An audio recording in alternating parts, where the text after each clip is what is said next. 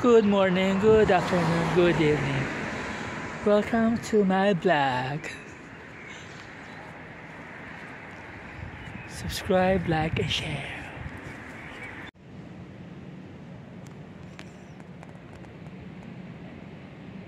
The sea is calm.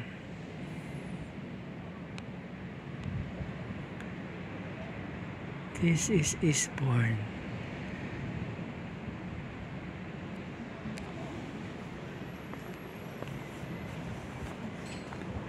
Sarap panoorin ang dagat. Eastbourne ay tabing dagat. Maraming tao dito pag summer. Ano nga ba ang summer? June? Summer ba ang June na? Ayan.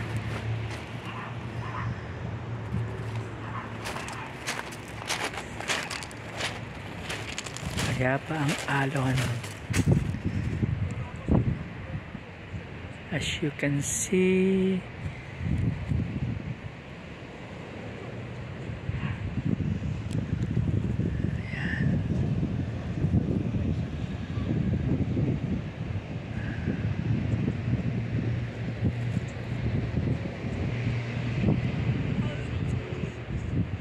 Eastbourne, United Kingdom. Lakad tayo dito sa Eastbourne after church. 20 years ago, nagsimula kang nangarap, galing ka sa Kuwait, saka sa mga nurses na nangarap na nagpunta rito. Bilis ng panahon,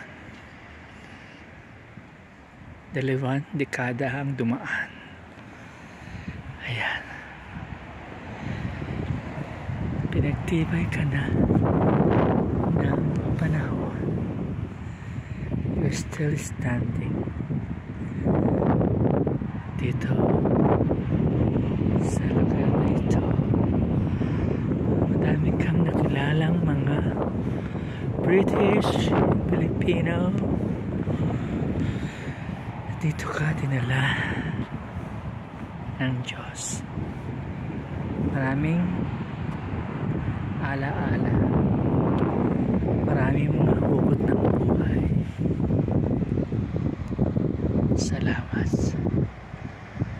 sa mga pagsubok. Salamat sa experience. Made you a better person. Natuto kang magpatawad. Live by experience.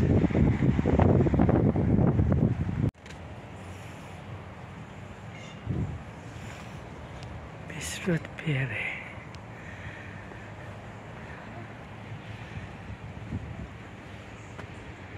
Itong lugar na ito parang may tulad mo sa Fort Santiago.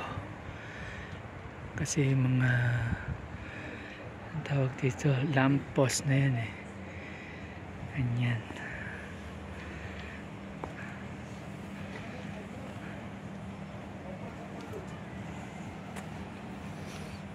Ito tayo.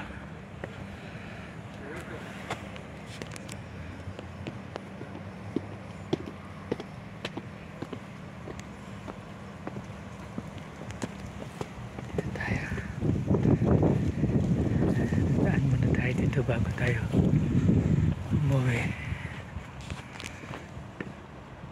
Ayan.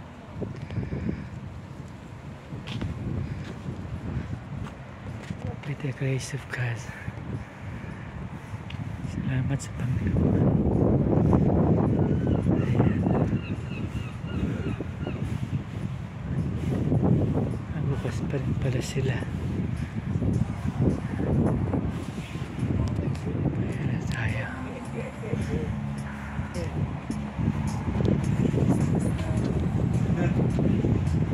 Ganda.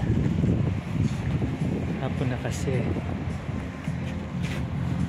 Wala na masyadong mga tao. dinner.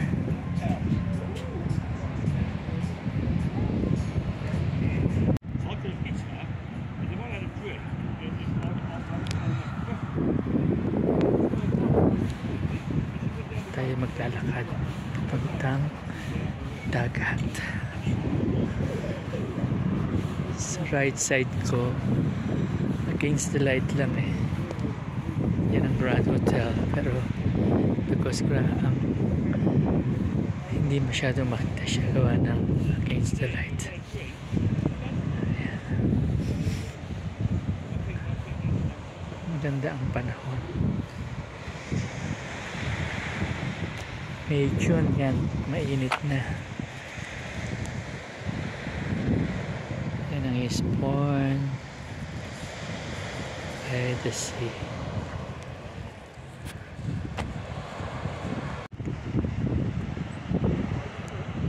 Magandang i-walk dito yung mga dogs kasi malinis siya dito eh. Yung paligid malinis, kaya maganda i-walk ang mga dogs dito.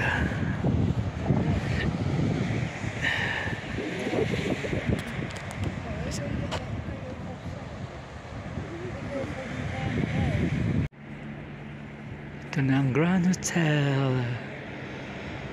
Yan. Imagine if you want to stay there, you need a lot of money.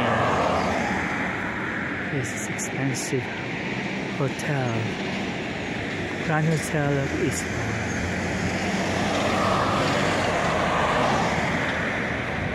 Thank you for watching.